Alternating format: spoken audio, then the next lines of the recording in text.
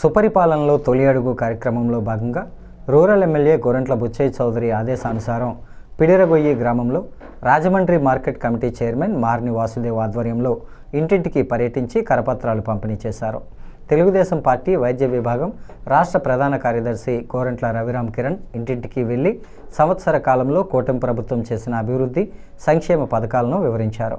వారు చెప్పిన సమస్యలను ఎమ్మెల్యే గోరంట్లతో మాట్లాడి స్థానిక నాయకులతో కలిసి పరిష్కరిస్తామని హామీ ఇచ్చారు.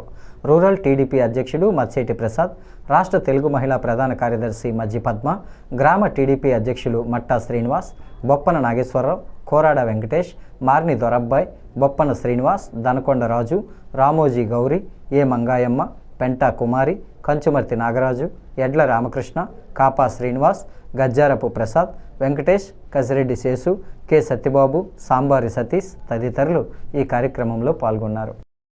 ప్రభుత్వం వచ్చిన తర్వాత రాష్ట్రం ఎంత ఇబ్బందికర పరిస్థితుల్లో ఉన్నా కానీ అందరికీ 4,000 నుంచి 15,000 వరకు మనం పెన్షన్ వేయటం జరుగుతుంది. అలాగే తల్లికి వందనం, ఎంతమంది పిల్లలు ఉంటే అంతమంది పిల్లలు కూడా తల్లికి వందనం వేసాం. అలాగే ఉచిత గ్యాస్ సిలిండర్లు ఇచ్చాం. రేపు 15వ తారీఖు కల్లా మనకి ఆగస్టు 15 కల్లా మనకి ఫ్రీ బస్ కూడా ఇవ్వబోతున్నాం. రైతులకు కూడా వాళ్ళ ఖాతాల్లోకి కేంద్రం ఎప్పుడైతే కేంద్రం ఇచ్చి నిధులు విడుదల చేద్దాం అదే రోజు కూడా మన రాష్ట్రం కూడా రైతుల ఖాతాల్లో కూడా వేస్తా ఉన్నారు.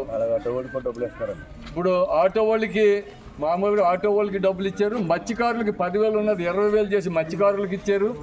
అన్నిటికంటే మళ్ళీ ఈ పిల్లలు 1 కిలోమీటర్ కంటే ఎక్కువ దూరం ఉంటే వాళ్ళకి నెలకు 600 రూపాయలు ట్రాన్స్పోర్ట్ ఇస్తున్నారు. మళ్ళీ